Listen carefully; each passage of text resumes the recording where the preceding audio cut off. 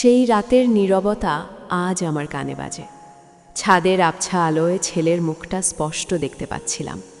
তার চোখে ছিল এক অদ্ভুত মিশ্রণ, ব্যথা, ঘৃণা আর গভীর এক অভিমান। সে যখন আমার দিকে তাকিয়ে নিচু স্বরে বলল, আমি জানি তুমি বাবাকে ঠকাচ্ছ, আমার পৃথিবীটা যেন মুহূর্তেই থমকে গেল। শ্বাস বন্ধ হয়ে আসছিল। আমি জানতাম এই সত্যটা বের হয়ে আসা শুধু সময়ের ব্যাপার ছিল, কিন্তু যখন সেটা এভাবে আমারই ছেলের মুখ থেকে শুনলাম, তখন মনে হলো আমার সব কিছু ভেঙে চুরমার হয়ে গেছে। সেই মুহূর্তেই আমি বুঝেছিলাম এই ঘর, এই জীবন, এই সম্পর্ক আর আমার থাকার জায়গা নেই। একটা গভীর দীর্ঘশ্বাস ফেলে আমি ঘর থেকে বেরিয়ে এসেছিলাম। সেই রাতের পর আমার জীবন চিরতরের জন্য বদলে গেল। আজও আমি বুঝতে পারি না সেই সিদ্ধান্তটা ভুল ছিল নাকি সঠিক। নমস্কার বন্ধুরা, কেমন আছেন সবাই? আশা করি ভালো আছেন। মায়া ব্লগসে আপনাদের সবাইকে স্বাগত। আজ আমি আপনাদের জন্য নিয়ে এসেছি এক হৃদয় বিদারক গল্প, এক মায়ের আত্মকথন, যা হয়তো আপনাদের হৃদয় ছুঁয়ে যাবে। তাই গল্পটা শোনার সময় চোখ বন্ধ করে একটা হেডফোন লাগিয়ে নিন আর আমাদের গল্পের গভীরে প্রবেশ করুন। গল্পটা যদি ভালো লাগে তবে অবশ্যই মায়া ব্লগস চ্যানেলটি সাবস্ক্রাইব করে পাশে থাকবেন। আমার নাম সাদিয়া। ঢাকার প্রাণকেন্দ্রে আমাদের সাজানো সংসার। স্বামী আরিফ একজন প্রতিষ্ঠিত ব্যবসায়ী। তার ব্যস্ততা আকাশচুম্বী, কিন্তু ভালোবাসার কমতি ছিল না, অন্তত আমি তাই ভাবতাম। আমাদের একমাত্র ছেলে তানভীর তখন সবে কৈশোরে পা রেখেছে। স্মার্ট, মেধাবী আর বাবার মতোই দায়িত্বশীল। সবকিছু মিলিয়ে বাইরে থেকে দেখলে আমাদের জীবনটা ছিল ঈর্ষণীয়। প্রতিবেশীরা, আত্মীয় স্বজনরা আমাদের আদর্শ দম্পতি, আদর্শ পরিবার বলতো। কিন্তু এই সাজানো বাগানবাড়ির ভেতরে আমার মনটা যেন শুকিয়ে যাচ্ছিল একটু একটু করে। আরিফ সকালে বের হতো, ফিরত গভীর রাতে। মাঝে মাঝে কাজের সূত্রে তাকে শহরের বাইরেও যেতে হতো। ব্যবসা যখন তুঙ্গে, তখন ব্যক্তিগত জীবনের ছোট ছোট চাহিদাগুলো যেন তার কাছে অর্থহীন মনে হতো। প্রথম দিকে আমি বুঝতে পারতাম তার পরিশ্রম আমাদের ভবিষ্যতের জন্য, কিন্তু সময়ের সাথে সাথে তার এই অনুপস্থিতি, এই দূরত্ব আমার মনে একাকিত্বের এক গভীর ছায়া ফেলছিল। রাতের পর রাত আমি একা জেগে থাকতাম। হয়তো সে ফিরবে, হয়তো আমাদের কিছু কথা হবে, হয়তোবা সে শুধু আমার দিকে তাকিয়ে আলতো করে হাসবে। কিন্তু না, সে ফিরত। রাতের খাবারটা নীরবে খেয়ে ক্লান্ত শরীর নিয়ে ঘুমিয়ে পড়ত। সকালে আমি ঘুম থেকে ওঠার আগেই সে আবার বেরিয়ে যেত। আমাদের মধ্যে সম্পর্কটা যেন একটা রুটিনে বাধা পড়ে গিয়েছিল। শারীরিক উপস্থিতি ছিল, কিন্তু আত্মার সংযোগটা কোথায় যেন হারিয়ে যাচ্ছিল। আমি একজন গৃহিণী, তানভীরকে নিয়ে আমার জগৎ। তার পড়াশোনা, তার খেলাধুলা, তার বন্ধুদের সাথে আড্ডা, এসবই আমার দিন যাপনের সঙ্গী। কিন্তু দিনের শেষে যখন তানভীরও নিজের পড়ার টেবিলে ডুবে যেত অথবা তার বন্ধুদের সাথে ভিডিও গেমে ব্যস্ত থাকত, তখন আমার মনে হতো আমি যেন এক বিশাল শূন্যতার মাঝে দাঁড়িয়ে আছি। আমার নিজের জন্য কি আছে? আমি কি চাই? এই প্রশ্নগুলো আমার মনকে কুরে কুরে খাচ্ছিল। আরিফের সাথে আমাদের প্রেম করে বিয়ে হয়েছিল। বিশ্ববিদ্যালয়ে পড়ার সময় আমরা একে অপরের প্রেমে মগ্ন ছিলাম। সেই সময়গুলোর কথা মনে পড়লে আমার চোখে জল চলে আসতো। সেই আরিফ আর এই আরিফের মধ্যে যেন বিস্তর ফারাক। ভালোবাসার উষ্ণতা কমে গিয়ে সেখানে এখন সম্মান আর অভ্যেসের এক শীতল স্রোত বইছে। এভাবেই দিন কাটছিল। এক বিকেলে আমার এক পুরনো বান্ধবী রাইসা ফোন করে জানালো যে আমাদের বিশ্ববিদ্যালয়ের বন্ধুদের একটা পুনর্মিলনী হচ্ছে চট্টগ্রামে। অনেক দিন কোথাও যাওয়া হয় না, তাই ভাবলাম আরিফকে বলা যাক। আরিফ রাজি হলো, কিন্তু তার নিজের পক্ষে যাওয়া সম্ভব নয়, তার মিটিং আছে। সে আমাকে আর তানভীরকে যেতে বলল। তানভীরও যেতে রাজি হলো না, তার নাকি টেস্ট পরীক্ষা সামনে। অগত্যা আমি একাই রাজি হলাম। ভাবলাম কিছুদিন নিজের জন্য সময় কাটানো যাবে, পুরনো বন্ধুদের সাথে দেখা হবে। চট্টগ্রামের পথে রওনা দেওয়ার সময় একটা অদ্ভুত মুক্তির অনুভূতি হচ্ছিল। ঢাকার জ্যাম, আরিফের ব্যস্ততা, তানভীরের নীরব পড়াশোনার জগৎ, সব কিছু থেকে যেন আমি সাময়িকভাবে মুক্তি পাচ্ছিলাম। চট্টগ্রামে পৌঁছে আমি রাইসার বাসায় উঠলাম। আমাদের পুনর্মিলনীটা ছিল সমুদ্রের ধারে এক রেস্টুরেন্টে। সেখানে গিয়েই আমার চোখ আটকে গেল এক পরিচিত মুখের দিকে। রহিম আমাদের ব্যাচেই পড়ত। সেও আর্কিটেকচার নিয়ে পড়াশোনা করেছিল। বিশ্ববিদ্যালয়ে পড়ার সময় রহিমের সাথে আমার বেশ ভালো বন্ধুত্ব ছিল। সে ছিল শান্ত স্বভাবের, গভীর দৃষ্টির এক ছেলে। আমি আরিফের সাথে প্রেম করার কারণে রহিমের সাথে তেমন ঘনিষ্ঠতা বাড়েনি, কিন্তু তার প্রতি আমার মনে এক ধরনের শ্রদ্ধাবোধ সবসময়ই ছিল। রহিম আমার দিকে তাকিয়ে স্মিত হাসল। তার চোখে সেই পুরনো গভীরতা আজও অমলিন। সে এখন চট্টগ্রামের একজন সফল স্থপতি। তার স্ত্রী নেই, বছর 5 আগে এক দুর্ঘটনায় মারা গেছেন। তার এক মেয়ে আছে, আমার তানভীরের প্রায় সমবয়সী। আমরা অনেকক্ষণ ধরে কথা বললাম। পুরনো দিনে স্মৃতিচারণ করতে করতে সময় কখন কেটে গেল বুঝতেই পারিনি। রহিমের কথা বলার ধরন, তার শান্ত স্বভাব, তার গভীর চিন্তাভাবনা সবকিছু আমাকে আবার মুগ্ধ করে তুলছিল। সে আমার কথা শুনল মনোযোগ দিয়ে। আমার একাকিত্ব, আমার মনের অব্যক্ত বেদনা যেন সে নীরবেই বুঝতে পারছিল। তার চোখে আমি এক ধরনের সহানুভূতি দেখতে পাচ্ছিলাম, যা আরিফের চোখে বহু বছর দেখিনি। পরের কয়েকটা দিন রহিমের সাথে আমার বেশ কয়েকবার দেখা হলো। আমরা সমুদ্রের ধারে হাঁটতাম, পাহাড়ি রাস্তায় ঘুরতাম, স্থানীয় চা দোকানে বসে গল্প করতাম। সে আমাকে তার ডিজাইন করা কিছু প্রজেক্ট দেখালো, তার আঁকা কিছু ছবি দেখালো। সে ছিল একজন শিল্পী মনের মানুষ। তার সাথে কথা বলতে গিয়ে আমি যেন আমার পুরনো সত্তাকে ফিরে পাচ্ছিলাম। যে সাদিয়া হাসি খুশি ছিল, স্বপ্ন দেখত, কবিতা পড়ত, গান শুনত, সেই সাদিয়াকে আমি প্রায় ভুলতেই বসেছিলাম। রহিমের সাথে কাটানো প্রতিটি মুহূর্ত আমার মনে এক নতুন প্রাণ সঞ্চার করছিল। আমি যেন আবার বাঁচতে শিখছিলাম। তার সান্নিধ্যে আমার ভেতরের শূন্যতাটা পূরণ হতে শুরু করেছিল। তার কথা বলার ধরন, তার স্পর্শ, তার চোখের গভীরতা সব কিছুই আমার মনকে দলা দিচ্ছিল। আমি জানতাম এটা ভুল। আমি বিবাহিতা, আমার স্বামী আছে, সন্তান আছে, কিন্তু আমার মন যেন আমাকে কোনো বাধাই মানাতে পারছিল না। এক সন্ধ্যায় আমরা সমুদ্রের পাড়ে বসেছিলাম। সূর্যাস্তের লাল আভা ছড়িয়ে পড়ছিল দিগন্তে। রহিম আমার দিকে ফিরে তাকালো। তার চোখে ছিল এক অদ্ভুত আবেগ। সে আমার হাতটা আলতো করে ধরল। তার স্পর্শে আমার শরীর যেন কেঁপে উঠল। বহু বছর পর আমি এমন উষ্ণতা অনুভব করছিলাম। সে বলল, সাদিয়া, তুমি জানো, আমি তোমাকে কোনোদিন ভুলতে পারিনি। যখন জানতে পারলাম তুমি আরিফকে বিয়ে করেছ, তখন আমার পৃথিবীটা যেন ভেঙে গিয়েছিল। কিন্তু আজ তোমাকে আবার দেখে তোমার একাকিত্ব আমাকে পীড়া দিচ্ছে। তার কথাগুলো আমার হৃদয়ে বিঁধছিল। আমি জানি আমারও তার প্রতি গভীর এক অনুভূতি জন্মেছিল। হয়তো সেই অনুভূতি বহু বছর ধরে মনের কোনো কোণে সুপ্ত ছিল। আজ তা আবার জেগে উঠেছে। আমি কিছু বলতে পারছিলাম না, শুধু তার দিকে তাকিয়েছিলাম। সে আমার হাত ধরে আরও শক্ত করে বলল, আমি জানি এটা ভুল, কিন্তু আমার মন মানছে না। আমার চোখে জল চলে এলো। আমি আর নিজেকে ধরে রাখতে পারলাম না। তার কাঁধে মাথা রেখে নীরবে কাঁদতে লাগলাম। সে আমাকে জড়িয়ে ধরল। সেই আলিঙ্গনে আমি যেন খুঁজে পেলাম বহু বছর ধরে হারানো এক আশ্রয়। সেই রাতে আমাদের মধ্যে কোনো শারীরিক সম্পর্ক হয়নি, কিন্তু আমাদের আত্মিক বন্ধনটা যেন আরও গভীর হয়ে গিয়েছিল। আমি জানতাম আমি যা করছি তা আরিফের প্রতি চরম বিশ্বাসঘাতকতা, কিন্তু আমার মন যেন এই গভীর ভালোবাসাকে অস্বীকার করতে পারছিল না। চট্টগ্রাম থেকে ফেরার পথে আমার মনটা ভারাক্রান্ত ছিল। একদিকে আরিফ আর তানভীরের প্রতি আমার অপরাধবোধ, অন্যদিকে রহিমের প্রতি আমার গভীর টান। আমি যেন দুই নৌকায় পা দিয়ে বসেছিলাম।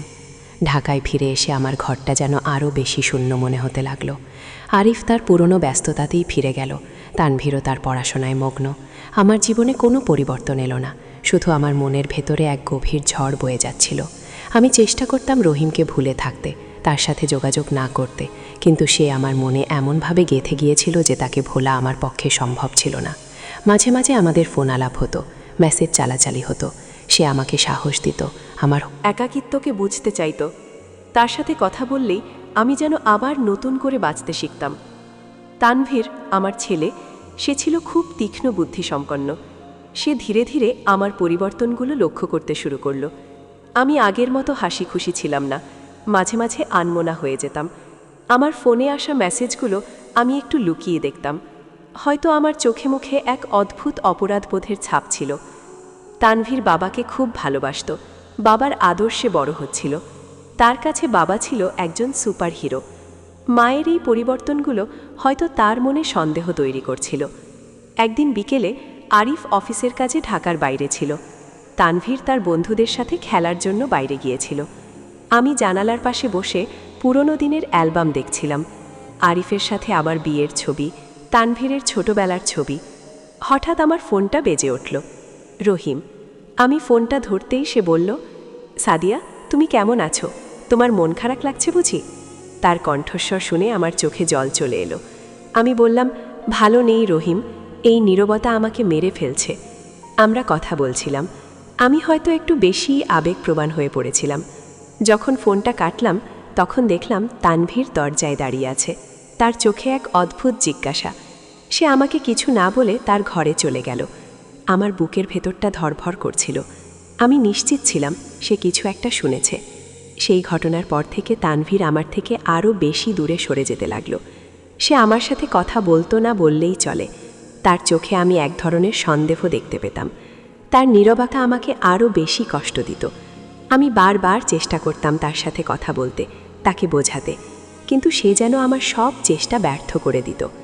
সেই রাতে যখন আরিফ বাসায় ফিরত, তানভীর তখন তার সাথে বেশি সময় কাটাতো। তার কাছে আমার নামে নানা অভিযোগ করত। আরিফ হয়তো বিষয়টাকে তানভীরের কৈশোরের অভিমান ভেবে তেমন গুরুত্ব দিত না, কিন্তু আমি বুঝতাম তানভীরের মনে কিছু একটা ঘুরপাক খাচ্ছিল। একদিন গভীর রাত, আরিফ তখনও ফেরেনি। সে অফিসের কাজে সিলেট গিয়েছিল। তানভীর তার ঘরে কম্পিউটার গেম খেলছিল। আমি ছাদে গিয়েছিলাম একটু খোলা বাতাসে শ্বাস নিতে। আকাশ ছিল তারায় ভরা। আমার মনের ভেতরটাও ছিল তারার মতোই বিক্ষিপ্ত। হঠাৎ আমি শুনতে পেলাম তানভীরের পায়ের শব্দ। সে আমার পেছনে এসে দাঁড়ালো। আমি তার দিকে ফিরে তাকালাম। ছাদের আবছা আলোয় তার মুখটা স্পষ্ট দেখতে পাচ্ছিলাম। তার চোখে ছিল এক অদ্ভুত মিশ্রণ, ব্যথা, ঘৃণা আর গভীর এক অভিমান। সে আমার দিকে তাকিয়ে নিচু স্বরে বলল, আমি জানি তুমি বাবাকে ঠকাচ্ছ। তার কথাগুলো আমার বুকের ভেতর যেন এক ধারালো ছুরির মতো বিঁধে গেল। আমার শ্বাস বন্ধ হয়ে আসছিল। আমি জানতাম এই সত্যটা বের হয়ে আসা শুধু সময়ের ব্যাপার ছিল, কিন্তু যখন সেটা এভাবে আমারই ছেলের মুখ থেকে শুনলাম, তখন মনে হলো আমার সব কিছু ভেঙে চুরমার হয়ে গেছে। আমি তার দিকে তাকিয়ে কিছু বলতে পারছিলাম না। আমার চোখে জল টলমল করছিল। সে আবার বলল, আমি জানি তোমার জীবনে অন্য কেউ আছে। আমি তোমার ফোন দেখেছি, তোমার চোখে পরিবর্তন দেখেছি। তুমি বাবাকে কষ্ট দিচ্ছ। তার কথাগুলো আমার কান দিয়ে নয়, আমার হৃদয় দিয়ে প্রবেশ করছিল। আমি আমার ছেলের চোখে নিজেকে একজন বিশ্বাসঘাতক হিসেবে দেখতে পাচ্ছিলাম। যে ছেলেকে আমি এত কষ্ট করে বড় করেছি, যার জন্য আমি নিজের সব স্বপ্ন বিসর্জন দিয়েছি, আজ সেই ছেলেই আমার দিকে অভিযোগের আঙুল তুলেছে। আমি তাকে জড়িয়ে ধরতে চাইলাম, তাকে বোঝাতে চাইলাম আমার একাকিত্বের কথা, আমার ভালোবাসার অভাবের কথা। কিন্তু তার চোখে আমি দেখলাম এক অনমনীয় দৃঢ়তা। সে আমার হাতটা সরিয়ে দিল। তার চোখে ছিল শুধু ঘৃণা। আমার মনে হলো আমি যেন এক বিশাল শূন্যতার গভীরে তলিয়ে যাচ্ছি। এই মুহূর্তে আমার কাছে আর কোনো অজুহাত ছিল না। আমার সব ভালোবাসার বাঁধন যেন ছিনে গিয়েছিল। আমি জানতাম এই ঘর, এই জীবন, এই সম্পর্ক আর আমার থাকার জায়গা নেই। আমি যদি এখানে থাকি, তবে প্রতি মুহূর্তে তানভীরের চোখে আমি নিজেকে একজন অপরাধী হিসেবে দেখব। আরিফের কাছেও আমার কোনো মুখ থাকবে না। হয়তো আমি আরিফকে ঠকিয়েছি, কিন্তু আমি নিজেকেও ঠকিয়েছি। আমার ভেতরের সাদিয়াটা মরে গিয়েছিল বহু আগে। রহিম হয়তো তাকে আবার বাঁচতে শিখিয়েছিল, কিন্তু তার মূল্য আমাকে এত বড় মূল্য দিয়ে দিতে হবে তা আমি ভাবিনি। একটা গভীর দীর্ঘশ্বাস ফেলে আমি ছাদ থেকে নেমে এলাম। আমার হাত পা কাঁপছিল। আমি আমার ঘরে গেলাম। একটা ছোট ব্যাগ নিলাম। তাতে কিছু জরুরি জিনিসপত্র আর কিছু নগদ টাকা ভরে নিলাম। তানভীর তখনও ছাদে দাঁড়িয়েছিল, আমাকে দেখছিল। আমি তার দিকে একবার তাকালাম। তার চোখে ছিল এক নীরব প্রশ্ন। আমি তার প্রশ্নের উত্তর দিতে পারলাম না, শুধু মনে মনে বললাম, আমাকে ক্ষমা করে দিস বাবা। আমি ঘর থেকে বেরিয়ে এসেছিলাম। রাত তখন গভীর। ঢাকার রাস্তাঘাট প্রায় জনশূন্য। আমি জানি না কোথায় যাব, কি করব। আমার জীবন যেন মুহূর্তেই সব দিক থেকে পথ হারিয়ে ফেলল। ট্যাক্সিতে উঠে আমি রেল স্টেশনের দিকে রওনা দিলাম। আমার মনে হচ্ছিল আমি যেন এক বিশাল শূন্যতার মাঝে ভাসছি। কোনো গন্তব্য নেই, কোনো উদ্দেশ্য নেই। শুধু একটা অব্যক্ত যন্ত্রণা আমাকে কুড়ে কুড়ে খাচ্ছিল। সকাল হওয়ার আগেই আমি সিলেটগামী ট্রেনে উঠে পড়লাম। কেন সিলেট জানি না, হয়তো নতুন কোনো শহরে নতুন করে শুরু করার একটা ক্ষীণ আশা আমার মনে উকি দিচ্ছিল। সিলেট ছিল আরিফের মামার বাড়ি। শৈশবে আমি একবার আরিফের সাথে এখানে এসেছিলাম। সে ছিল এক শান্ত সবুজ শহর। হয়তো এই শান্ত পরিবেশ আমার মনের ক্ষতগুলো কিছুটা হলেও সারিয়ে তুলতে পারবে। সিলেটে পৌঁছে আমি একটা ছোট গেস্ট হাউসে উঠলাম। আমার কাছে যা টাকা ছিল তা দিয়ে কয়েকদিন হয়তো চলে যাবে, কিন্তু এরপর কি হবে? আমার মনে হাজারো প্রশ্ন ভিড় করছিল। আমি আরিফকে ফোন করিনি, তানভীরকেও না। তাদের কি হবে, তারা কেমন আছে, আরিফ কি ভাবছে, এসব প্রশ্ন আমার মনকে অস্থির করে তুলছিল। কিন্তু আমি ফিরতে পারছিলাম না। আমার মনে হচ্ছিল আমি যদি ফিরে যাই তবে আমি আমার নিজের আত্মসম্মানকে আরও একবার হত্যা করব। আমি হয়তো ভুল করেছি, কিন্তু আমি আমার নিজের একাকিত্ব থেকে মুক্তি পেতে চেয়েছিলাম। সিলেটে আমি নতুন করে জীবন শুরু করার চেষ্টা করলাম। একটি ছোট বুটিক শপে কাজ নিলাম। হাতে তৈরি শাড়ি আর গয়নার ডিজাইন করতাম। আমার ভেতরের শিল্পী সত্তাটা আবার জেগে উঠল। আমি দিনের বেশিরভাগ সময় কাজ নিয়েই ব্যস্ত থাকতাম। রাতের বেলা যখন একা ঘরে ফিরতাম তখন তানভীরের মুখটা আমার চোখের সামনে ভেসে উঠত। তার সেই অভিমান ভরা মুখ, তার সেই অভিযোগের কণ্ঠস্বর আমার বুকের ভেতরটা মোচড় দিয়ে উঠত। আমি কি সত্যিই একজন খারাপ মা? আমি কি আমার ছেলের চোখে চিরকালের জন্য একজন বিশ্বাসঘাতক হয়ে থাকব? রহিমের সাথে আমার যোগাযোগ বিচ্ছিন্ন হয়ে গিয়েছিল। আমি তাকে ফোন করিনি, সেও করেনি। হয়তো সেও বুঝতে পেরেছিল আমাদের সম্পর্কটা শুধু আরও বেশি জটিলতা সৃষ্টি করবে। আমি তাকে দোষ দিইনি। আমি জানতাম এই সব কিছুর জন্য আমি নিজেই দায়ী। আমি নিজের মনের একাকিত্বকে পূরণ করতে গিয়ে আমার সাজানো সংসার ভেঙে দিয়েছিলাম। সিলেটের সেই বুটিক শপের ছোট্ট ঘরটায় বসে আমি প্রায়ই ভাবতাম, আমার সেই রাতের সিদ্ধান্তটা কি ঠিক ছিল? আমি কি ভুল করেছিলাম ঘর থেকে বেরিয়ে এসে? হয়তো আমি আরিফের সাথে কথা বলতে পারতাম, হয়তো তানভীরকে বোঝাতে পারতাম, কিন্তু সেই রাতে আমার মনে হয়েছিল আর কোনো পথ খোলা নেই। আমার সম্মান, আমার আত্মমর্যাদা আমাকে আর সেই ঘরে থাকতে দেয়নি। আজও আমি জানি না আমার জীবনটা ভুল পথে হাঁটছে নাকি সঠিক পথে। আমি হয়তো হারিয়েছি আমার পরিবার, আমার সাজানো সংসার, কিন্তু আমি কি খুঁজে পেয়েছি নিজেকে? আমি কি এখন স্বাধীন? আমার মনটা কি এখন শান্ত? এই প্রশ্নগুলোর উত্তর আমার কাছে নেই। আমি জানি আমি হয়তো কোনোদিনও এর সঠিক উত্তর খুঁজে পাব না। আমার জীবনটা এখন এক অনিশ্চিত ভবিষ্যতের দিকে এগিয়ে চলছে। প্রতি মুহূর্তে আমার মনে হয় তানভীর কেমন আছে, সে কি আমাকে ক্ষমা করতে পেরেছে? আরিফ কি আমার শূন্যতা অনুভব করে? সিলেটের শান্ত প্রকৃতি, পাহাড় আর নদীর কলতান আমার মনে এক ধরনের শান্তি এনে দিয়েছিল, কিন্তু সেই শান্তি ছিল এক গভীর বিষাগের চাদরে মোড়ানো। আমি জানি আমার জীবনটা আর আগের মতো হবে না। আমি আর সেই সাদিয়া নই যে আরিফের ভালোবাসার জন্য অপেক্ষা করত। আমি এখন এক নতুন সাদিয়া, যে নিজের ভুলের জন্য অনুতপ্ত, কিন্তু নিজের একাকিত্ব থেকে মুক্তি পাওয়ার জন্য মরিয়া। আমার জীবনটা চিরতরের জন্য বদলে গেছে। আজও আমি বুঝতে পারি না সেই রাতে ঘর থেকে বের হয়ে যাওয়াটা ভুল ছিল নাকি সঠিক। শুধু জানি সেই সিদ্ধান্ত আমার জীবনের সবচেয়ে কঠিন এবং অনিবার্য সিদ্ধান্ত ছিল। বন্ধুরা, গল্পটা আপনাদের কেমন লাগলো? এই মায়ের আত্মকথা আপনাদের মনে কী প্রশ্নের জন্ম দিল? সাদিয়া কি ভুল করেছিল, নাকি তার একাকিত্বের মুক্তি পাওয়ার অধিকার ছিল? আপনাদের মূল্যবান মতামত কমেন্ট বক্সে জানাতে ভুলবেন না। গল্পটা যদি আপনাদের ভালো লেগে থাকে তবে অবশ্যই একটি লাইক দিন, বন্ধুদের সাথে শেয়ার করুন এবং মায়া ব্লগস চ্যানেলটি সাবস্ক্রাইব করে আমাদের পাশে থাকুন। আবার দেখা হবে নতুন কোনো গল্পের সাথে, নতুন কোনো আবেগ নিয়ে। ভালো থাকবেন সবাই। শুভরাত্রি।